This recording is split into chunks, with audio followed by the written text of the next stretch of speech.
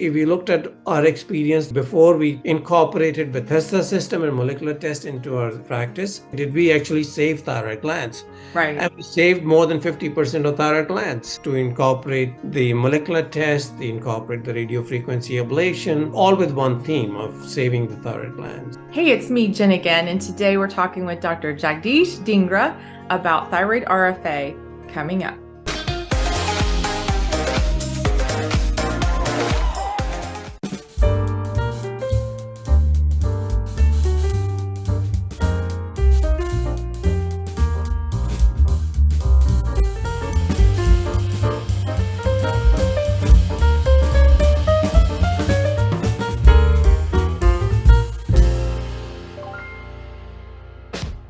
Dr. Jagdish Dhingra has been in practice at ENT Specialists Inc. for the last 20 years. For the last 10 years, he has focused his practice on diseases of the thyroid and parathyroid glands. He has performed over 3,000 office-based ultrasound-guided procedures on the thyroid gland. For the last 2 years, he has extended his practice of ultrasound-guided treatments to include radiofrequency ablation. He performs these in an office setting at his practice in Plainville, Massachusetts. In today's discussion, we'll cover topics such as the prevalence of thyroid nodules, molecular testing, comparing thyroid nodule procedure costs, and much more. Welcome to the channel, Dr. Dhingra. It's wonderful to meet you. Nice to meet you, Jennifer. I hear that you are really excited about RFA. Can you tell me a little bit about how your background as a surgeon would lead you to the conclusion that you want to do a non-surgical procedure for thyroid patients?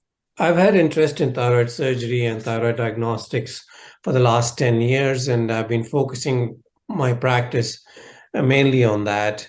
And to that effect, I got training in ultrasonography and needle biopsies of thyroid nodule, which, as you may know, forms the basis of how we diagnose and manage these thyroid nodules, which are very common. It was a natural progression from the needle biopsies to then explore the idea of radiofrequency ablation, which is a really wonderful new way of saving the thyroids in patients who have benign thyroid nodules and who otherwise would have gone to surgery either because of pressure effects from large nodules or from cosmetic compromise that it causes in the having these tumors in the neck. That was a natural progression, and that's what I've been focusing on. I've been in practice for over 20 years now. I started doing the ultrasonography and ultrasound-guided needle biopsies and other procedures on the thyroid in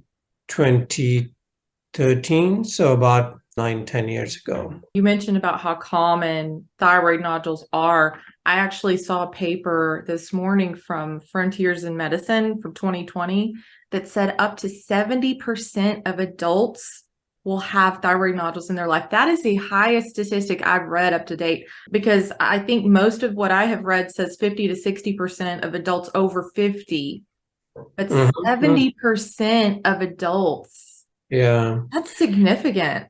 Yeah, as our capacity to pick up smaller nodules goes higher, and it will keep doing so as the technology advances further, we are picking these nodules which are tiny, 2, 3, 4, 5 millimeters in size, and they just provoke a lot of anxiety for the patients because Definitely. as far as the patients are concerned, all they know, they have a nodule and they want to know what these nodules are, and they imagine the worst. They imagine a growth or a cancer, Yes. Something which is going to keep growing or kill them or do something bad. We are picking these very small nodules which are not clinically significant, but cause a lot of anxiety. So all our efforts in the last few years and going forward has to be, what can we do to alleviate that anxiety for our patients? What can we do to make a more accurate diagnosis so that we can advise them that no, they're not at risk, that these nodules are more or less benign nodules, which majority of them are. Only about 5% of the nodules that you described as, if you take a large population room full of people who are 60, 70 years old, yes, we'll have an incidence of 70% of them having nodules. They are essentially, most of them, 95% of them are benign nodules. And all we need to do is make that accurate diagnosis and advise our patients accordingly. You're absolutely right about the anxiety. Our patient community is almost to 6,000 members now from all over the globe. And it is very, very common when a new patient joins the group that their first post in the group is something along the lines of, I just found out that I have this tiny, 5 millimeter nodule. Am I going to die? It's very common. They're very concerned about cancer, and they're very concerned about, most people I think don't know that thyroid cancer, I will never ever say that it is a good cancer because no cancer is good cancer, but they think in their minds about it in terms of colon cancer or lung cancer, the more serious cancers that cause huge devastation to a body. So, and we know that thyroid cancer can be devastating, but it doesn't always cause that kind of devastation. So talking about diagnosis of thyroid nodules, obviously biopsy is the first thing you're going to do after an ultrasound to determine what a thyroid nodule is. For patients who are watching this video, they've had a biopsy and they get that report back, and it has these Bethesda categories or these TIRADS categories. Can you give just a brief summary of what those are and what it means when you have that kind of wording on your report? Sure. That's a very good question. So the basis of how we grade these nodules or how we classify the risk, how we stratify the risk is based on first the ultrasonography. And even prior to that, their history, patient's family history, the history of radiation exposure, the history, first of all, followed by what the nodules look like on ultrasound. How big are they? What they look like? And that's where the TIRADS scoring system comes into view. But that's not the only scoring system. We have other scoring systems established by the American Thyroid Association, which is equally good. And then it comes to doing the biopsy for selected patients who on ultrasonography meet that criteria for biopsy. I think our aim should be to stop the interventions at an earlier stage where we don't even have to do a needle biopsy for the ultrasonography, where we can, based on the ultrasound, are able to say, no, these are benign nodules. Don't even stick a needle in it. Mm-hmm. Because if we do not get a good answer on that, then it just promotes that anxiety and then ends up in a result such as taking half or all of your thyroid gland out, right, which is not the outcome we're looking for. It's never good to over-test and over-treat. That's right. Yeah, mm-hmm. Exactly. So based on patient's history, based on what the nodule looks like on ultrasonography, we should be able to put a halt to making more intervention. We don't have to undersell. We have to show empathy still. We should, yes, we know you have a nodule. We know there's a small risk. We know you're anxious about it. But you know what? You don't need to have a needle get stuck in your neck. Mm-hmm. You don't need that because it's a very benign nodule. You have a small cyst. It can be followed. We can see you back in a year. We just wrote a paper on the TIRADS scoring system whereby we looked at how reliable that was. We looked at the American Thyroid Association classification, and it proves that 70-75% of these nodules are benign. So, and you can recognize that on the ultrasonography, either following one or the other of these classification systems. And with the machine learning and artificial intelligence coming into medicine now, I'm sure in the next 5 years, we'll have enough of artificial intelligence to tell us that, you know what, this is a benign nodule. You don't need to stick a needle in it. That's not where it ends. Once we do the needle biopsy on these nodules, the Bethesda system that you mentioned is an excellent system which has helped us stratify these nodules from benign, which is Bethesda Category 2, to malignant, which is 6. So there's a whole spectrum from 2 to 6, which tells us what is the risk of malignancy in this nodule.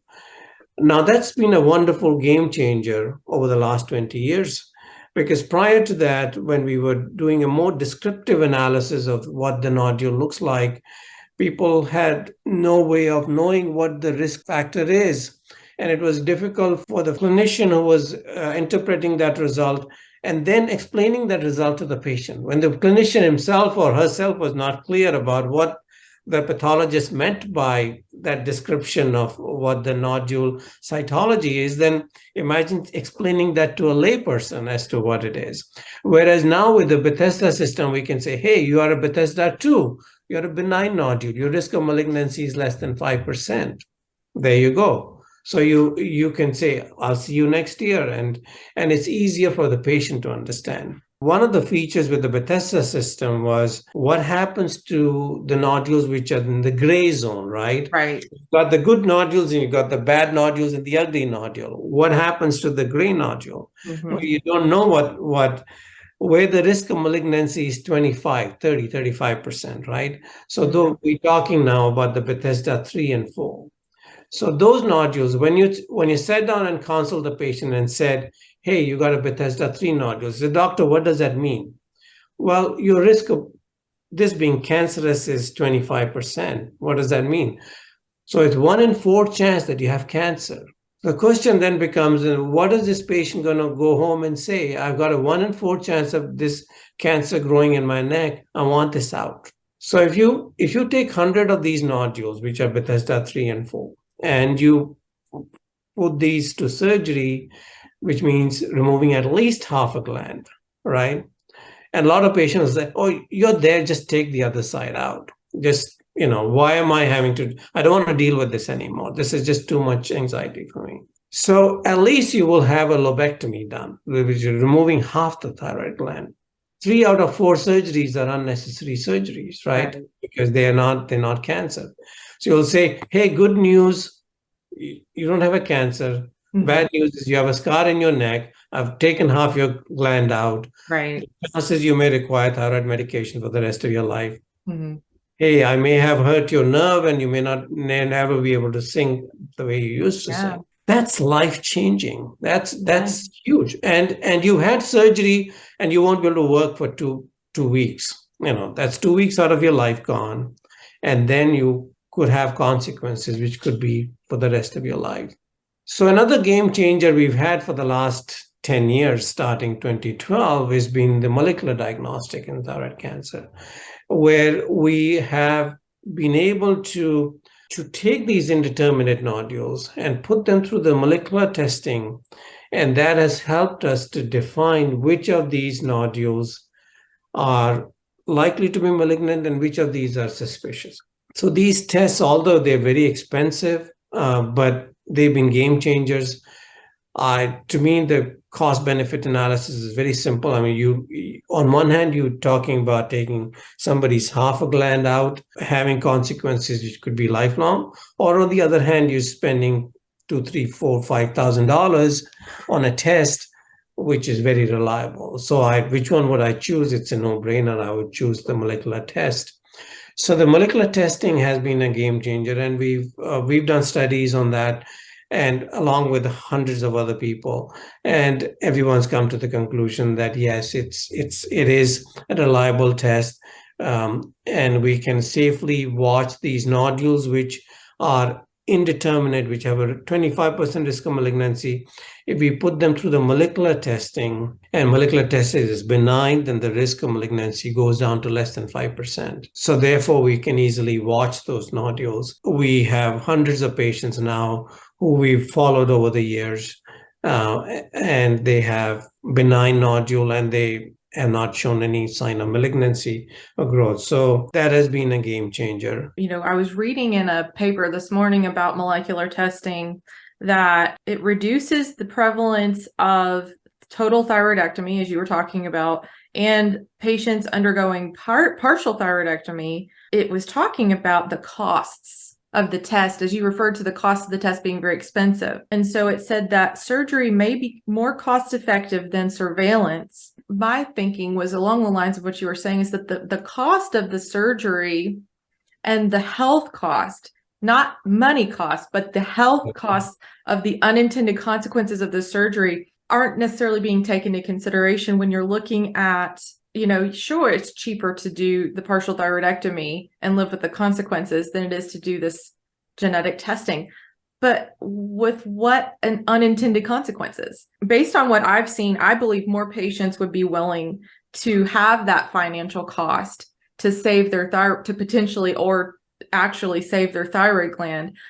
We've seen so many patients, some of them even going to the extreme of saying, I refuse to have surgery, which is not always good. Some patients do need surgery, but we do see a lot of patients who are very, very eager to save their gland. So I think that the financial cost associated with saving their gland to a lot of patients outweighs the health costs long term.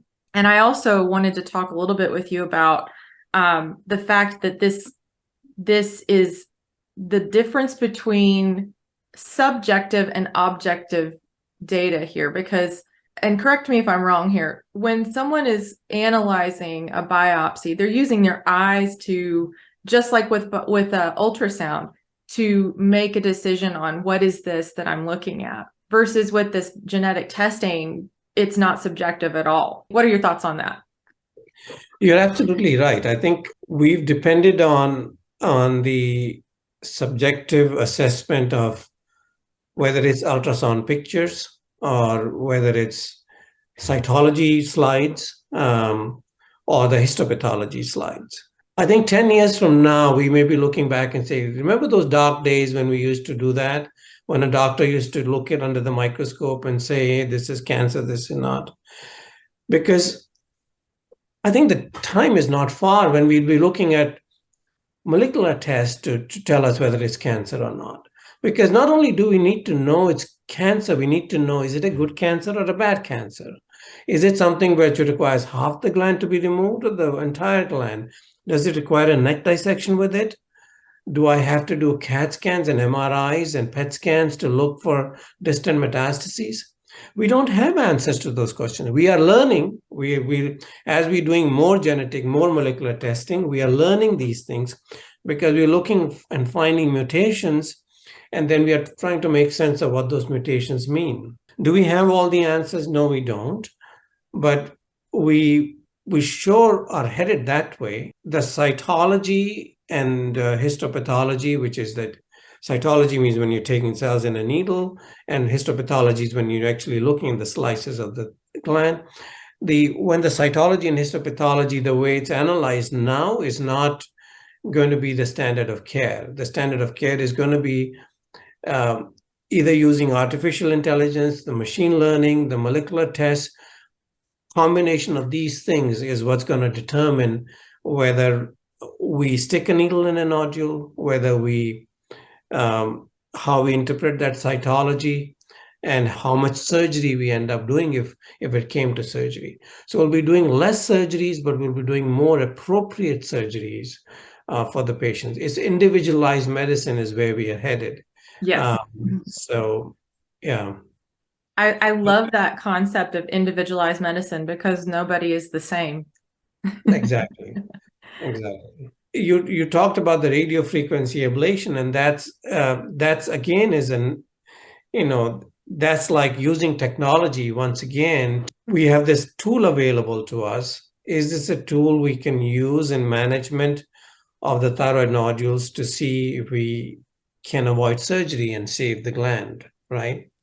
We've already talked about what the consequences of doing the surgery for a patient are, from going through anesthesia, the hospital stay, having a cut in the neck, sacrificing half their gland or full gland, and so on, and the other potential complications, which are small but real when it happens. You may say 1% risk of complication, but that 1%, if you are the individual affected, it's 100%, right? Right. It's affected you for the rest of your life. So if we can reduce those complications, and if we can reduce the adverse outcomes of the surgery by using a tool that's available, then that's what we should strive to do. And I think radiofrequency ablation, although it's a newer tool, as far as we are concerned in the United States, 5 years we've been doing it or less. So we're learning, we're collecting the data. But then we're learning from our colleagues from overseas. We learned this from our colleagues in South Korea, from Brazil, from Europe, that people who've been doing it for many, many more years, that, hey, this is a technology that works, that we can, in selected individuals, save their thyroid gland and save them surgery and all the anxiety and possible adverse outcomes of that surgery. So I think it's an exciting new field, and I'm proud to be able to offer that to our patients. For the appropriately selected patients, I think it's a wonderful tool. Let's kind of circle back to the molecular testing just for a moment. You mentioned that the molecular testing is for the nodules in the gray zone. So if you have a Bethesda 3 or 4 nodule and it receives a benign molecular test result, is that patient a candidate for radiofrequency ablation, or would they need to just watch that nodule? That's a bit of a gray zone.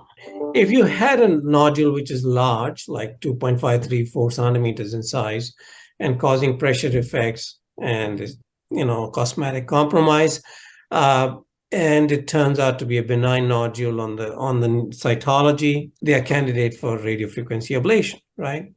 Now, there are two schools of thought. One says that you need to have 2 biopsies which are benign. You can be as close to 100% sure that you don't have anything bad in those cells. Right. You don't have any risk of malignancy. As we're learning more about it, most people would now say, if your ultrasound looks benign and you have a cytology that's benign, that should be good. And you don't have any other red flags or risk factors, it should be good enough to say, person's a candidate for radiofrequency ablation. And then the third question is then, what about the gray zone nodules, which are benign on molecular testing? Now, we've already established that if the molecular testing on a gray zone or indeterminate nodule translates to a risk of malignancy of less than 5%, which is same as a benign cytology result, correct? Therefore, treating that nodule by radiofrequency ablation is a natural progression of what we just said, that you've got to treat it like a benign nodule. I am of the opinion that you have, again, a good ultrasound, which looks benign, you don't have any concerning features there, not a high TIRADS score, cytology, which is either benign or indeterminate, but molecular testing benign, then these are candidates for radiofrequency ablation. I said before that molecular testing is useful for the indeterminate nodule, but we should not forget that the molecular testing at this time is not being used so much for the Bethesda 5 and 6 nodules. However, that's part of the future, right? One of the tests that we look at is the Affirma test, which does not look at any mutations in the molecular testing, but just the RNA expression on those nodules to see whether it's benign or cancerous. But once we start looking at the mutations, like we do with the ThyroSeq test, those mutations or a combination of those mutations may help us in future to determine how bad that bad nodule is, or how much surgery to do.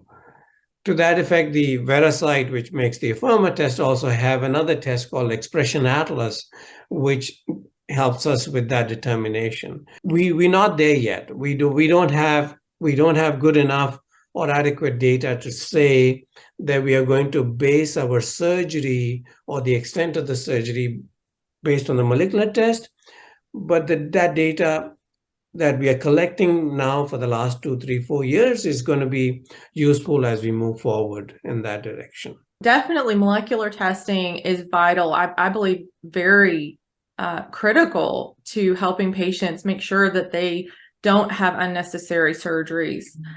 In particular, I think about patients all the time who are very motivated and educated on what's happening in their body. And so they're asking for testing to help them make sure that they're not being overtreated or overdiagnosed. But I think also about the patients who maybe aren't as informed about what's going on in healthcare and that these tests are even available. The fact that maybe their doctor's not even offering them that kind of testing. Do you believe that molecular testing is something that should be offered to every patient, or specifically with these gray zone nodules? Is that the standard of care right now? It should be. My practice, I started doing ultrasound and ultrasound-guided needle biopsies in 2013, right? Now, the community where I practice, the Bethesda system was not being followed by majority of the hospitals. So I would send my needle biopsy specimens to like 4 different hospitals, and one would give me the Bethesda score, the others would just give me a descriptive analysis. And it so happens that in 2012, we had the paper that was published in New England Journal of Medicine talked about the Veracyte-Afirma test as the molecular test, and that was the game changer. And it just coincided with the time when I started my practice of doing the biopsies. So I worked out like that I could say, okay, I've been doing this for a year, not getting the Bethesda answers, and no molecular testing. And now I'm going forward. What if I got Bethesda results on every nodule, and then the molecular tests were needed, right, for indeterminate or 3 and 4 nodules? Moving forward, we collected all that data, and then we looked back and we said, if we looked at our experience the previous year before we incorporated Bethesda system and molecular test into our practice, how much of a difference did we make? Okay, did we actually save thyroid glands? Right. And we saved more than 50% of thyroid glands. What? Surgeries. Wow. Of the gland. And we published that data, and that's what we have done, followed. And the last 4 years, we've been collecting the mutational data on the expression atlas to see where that is going to lead us. So I think we are living in such exciting times that I've been fortunate to be doing my practice and incorporate all these things which are just coming, and as they come along, to incorporate the molecular test, they incorporate the radiofrequency ablation, and all with one theme of saving the thyroid glands. That's absolutely incredible. That's exciting that you were able to save that many thyroids. And as far as radiofrequency goes, how many thyroids have you been able to save using that method? Do you have a number? I have a number, but it's a small number. I've done over 4,000 ultrasound-guided interventions on thyroid gland, whether it's needle biopsies or aspirations or taking care of the cysts, ethanol injection, and so on. The radiofrequency ablation got incorporated into my practice 2 years ago. We've done about, I think, 12 patients so far, and the results have been very encouraging. So these are small numbers, but I'm sure you realize you're an advocate, so you realize that most of the times it's not covered by insurance, right? So there's an out-of-pocket expense. So there's a sticker shock for these patients when they have to pay out of pocket. So that's been the biggest hurdle in getting this accepted. There are patients who want that procedure done, but they can't afford to have it done because of lack of insurance. And that's where people like you and the work you're doing is going to help us get that acceptance and get codes and get insurance coverage so that it's available to more and more people. And I'm positive once it's available, then it'll become a commonplace thing. But every time I've used it on a patient, for that particular patient, it's been the most wonderful thing that they didn't have to go through surgery. They come in, they have the ablation done, they get in the car, they go home. I call them next morning, they're back at work, and they like, I took 1 ibuprofen because you told me to, and that's it. It's so wonderful to have that. That's fantastic. Well, tell me about your specific setup. Are you doing these in a clinical, like in an office setting, or in a hospital? I do it in an office setting. I think that's where the beauty of the procedure is, right? You can avoid the whole idea of visit to the hospital and going through all the procedures of the hospital and going through anesthesia. It defeats the purpose. The biggest attraction to me is that you can do it in a patient who's awake, or in an office setting, they're comfortable, that they are fully awake, they're talking to you, chatting with you through the procedure, and they're able to walk in and walk out. I don't use any sort of sedation. For pain relief, we use Tylenol or ibuprofen, whichever one the patient prefers. Prepping for 15 minutes, having the procedure done, another half hour, and then 15 minutes of just sitting there and chatting and having a cup of tea or glass of water, and then they were able to walk home. I mean, go back home the same day. If they live locally, they're able to drive home. If they're coming out of state, then I have somebody drive them. It's comfortable and it's friendly, and patients really appreciate that. I can definitely agree with that. I had my procedures done in a hospital, and while it was a very positive experience, there's a certain amount of anxiety, as you mentioned, that comes from just being in a hospital setting. I think there's a lot of people who have a little bit of PTSD, from some experience in their life that may have happened to themselves or a loved one in a hospital setting. So it's really wonderful to go into an office, as you said, walk in, have this procedure done, and then walk back out, and sometimes even drive yourself home. Have you had a fair number of patients who came from out of the local area, outside of your local area, to have RFA done? Yes. In fact, I shouldn't say majority, but the fact is the majority of these patients that I did came from out of state. Because they are looking to have the procedure done, so they look around and they make some phone calls and they find out, hey, we have somebody in Massachusetts doing it. And for whatever reason, I've had patients come from other parts of New England and New York and New Jersey. It's just very, very common to see patients seeking out treatment in that area. So I'm not surprised that you're having the majority of people that you've treated already coming from outside of your local area. And tell me again, where are you located in Massachusetts? I work for a large ENT practice with 4 satellite offices. So right now I offer RFA at 2 of those centers. One is in Plainville, and the other one is a town called Brockton. Those are the 2 centers where we have ultrasound already outfitted, and now radiofrequency ablation outfitted. So we do lots of small surgeries in the office under local anesthesia and when the patients are awake. So radiofrequency ablation fits right in there too. The insurance coverage to really become a common thing, we've got to have this code, this procedure code for RFA to be created. Do you know anything about that? I keep talking with doctors about it, and the general consensus seems to be that this is still kind of out in the future. Do you know anything about that or have any thoughts on that?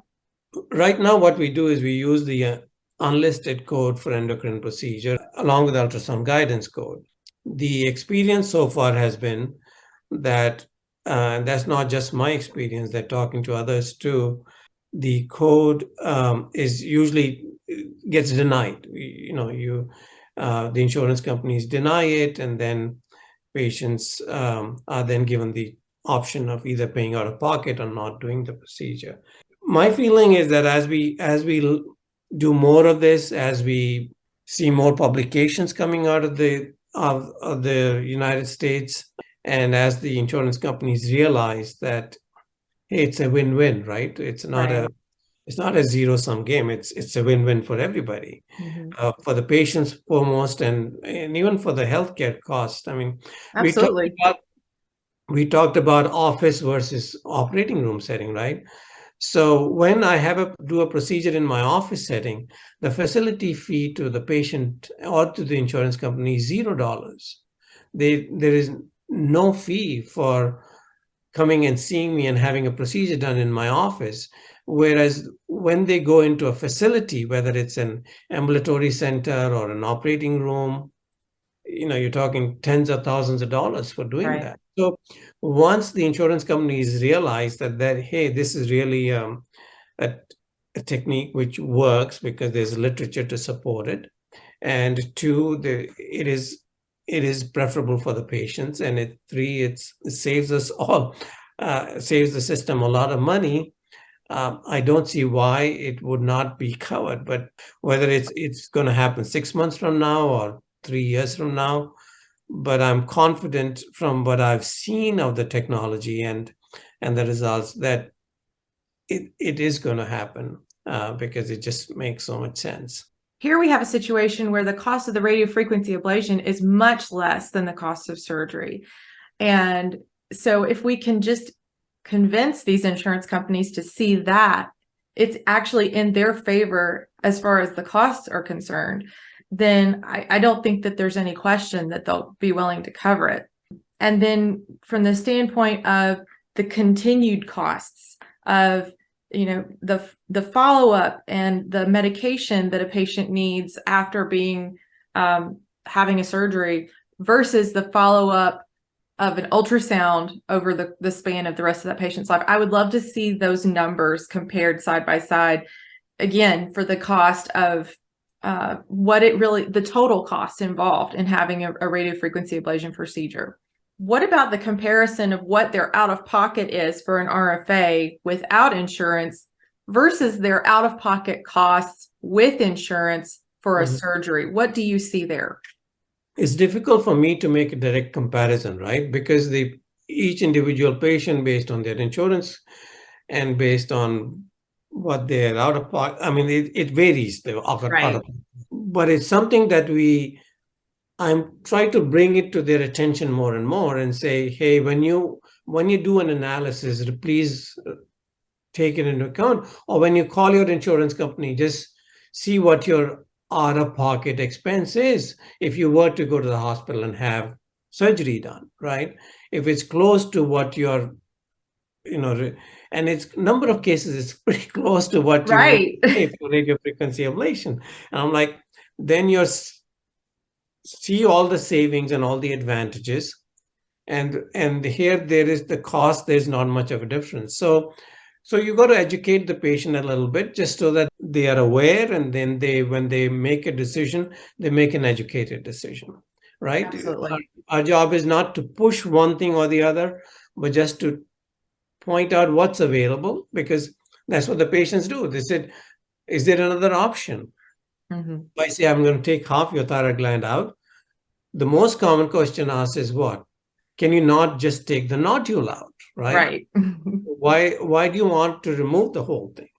And then you got to explain to them the surgical principles, why the whole thing needs to be removed and not just the nodule. Then now you can say to them, hey, but there's this new technology whereby I can shrink this nodule or make it go away or scar it down by a non-surgical means. And they're excited, right? And then you say, hey, but your insurance doesn't cover it. And then they say, no, I can't do that. Right. So then you got to educate them as to what it means, what are the pros and cons of the two, and what are the potential implications of doing the surgery. Although it's covered by your insurance company, there is this definite out-of-pocket expense, which is fairly large for a number of patients. So we bring it to their notice, but I don't know, I don't have a comparison, but from hearsay, I know that people end up paying a lot of money out of pocket, having surgery which are quote unquote covered by their insurance. Right.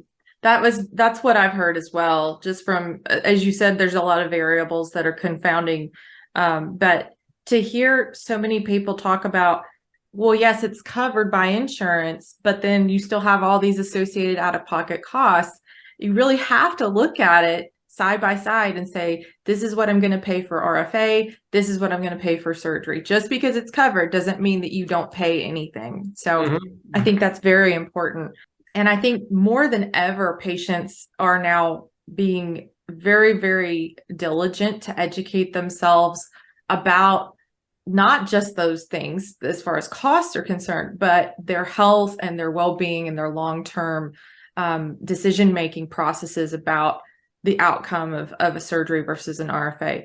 And with you being a surgeon, obviously you've done a fair number of thyroid surgeries. So I think it's really great that you have the ability to say to a patient, I do this and I do that. And I can tell you for sure which one is best for you. I think being a surgeon puts you at an advantage. So I'm a surgeon. I do the ultrasound. I know what the inside looks like. I know what it looks like from the outside. I know where things are. I do the RFA ablation or do any interventions. I because I've been in the open X and I'm there all the time, I know how to avoid complications of doing little procedures. And most importantly, if I got into any trouble, I know how to get out of it because I can then hopefully fix it. So it gives me a lot of comfort, and I'm sure it gives patient a lot of comfort. I've had patients who come to me and said, "Oh, I was told to go to a thyroid surgeon who does RFA," or uh, Right. so I don't know whether it's sites like yours or interviews like yours that educate them in that, but um, but I've had patients come to me and say that to me. Yeah. Mm-hmm. That's one of the most important things we emphasize in our community to patients is that when they first find out that they have a thyroid nodule, often they're sent straight to the surgeon for removal. In fact, I talked with a friend of mine just last week that her primary care doctor discovered she had a multinodular goiter and was going to refer her straight to the ENT. And she said, "What's the ENT going to do about it?" Doctor said, "Take it out." And there was no discussion about, well, why do I have this nodule? Where did it come from? Or, is it serious? Do I need to have it taken out? If you're interested in this procedure or any thermal ablation procedure, go see a provider who offers it and is trained in it. Not saying you shouldn't listen to your primary care doctor or your local ENT or endocrinologist, but if they're not trained in this procedure, why would they recommend it? They may not even like the idea of offering these newer procedures that they're not familiar with. In my personal experience, my doctor actually said, "No, that's a bad idea. You shouldn't go for that procedure," because he believed the myth about the scar tissue that creates, barriers to surgery being created by RFA. And we've talked about that a lot on this channel, that is completely false. That's not a problem for subsequent neck surgeries, although it's very rare. I've talked with several surgeons who they say it's very rare to need to do a surgery after an RFA procedure. But saying all that, I think it's just vitally important to have the eyes of a person, as you said, doing their own ultrasound and the ultrasound-guided biopsies to see where your thyroid nodule is in the neck, to see and evaluate you if you are a candidate. It's always good to have multiple different disciplines or specialties. Also, endocrinologists, ENT, different physicians looking at that and giving you their feedback rather than just saying, "Well, my doctor says I have to have it taken out." And I see this a lot now. You have to, as a patient, advocate for yourself throughout this whole process and not just take that first opinion of, "Well, you need to have it taken out," as the gospel truth, because I have a lot of respect for physicians, but we're all human beings and we can all be incorrect about things sometimes, especially if we're not informed on something. What final words would you have to say for any doctors who are thinking about RFA as a thing they want to add to their toolkit? And what word would you say to any patients who are just starting to learn about this procedure? To the treating physicians or the providers is to be to think twice, to be more conservative. I think saving the thyroid should be the theme line that we should be looking at all the time when we evaluate these patients. Use the tools that are available to us, and we find that in a large number of these patients, we can avoid unnecessary surgeries. For the patients, again, educate yourself, read up. There's so much available, channels like yours. Go there and get more information. I think radiofrequency ablation is a wonderful new technique. So ask your physician about it. So educate yourself, ask questions of your physicians, and so you're making the right decision and not rush into it. Absolutely. I always say it's best to educate yourself and be your own advocate. And remember, once you take the thyroid out, you can't put it back. That's right. That's right. And medication just doesn't do a good enough job at substituting for that gland. So it's good that we have thyroid medication because obviously you can't live without your thyroid and you need that hormone. But it's so much better when you can just have your own working gland. So thank you for what you're doing to help patients, both through molecular testing and radiofrequency ablation to save their thyroid gland, because that is absolutely a vital part of good health. And so I just appreciate your insights today, Dr. Dhingra. Thank you so much for joining me. Thank you, Jennifer.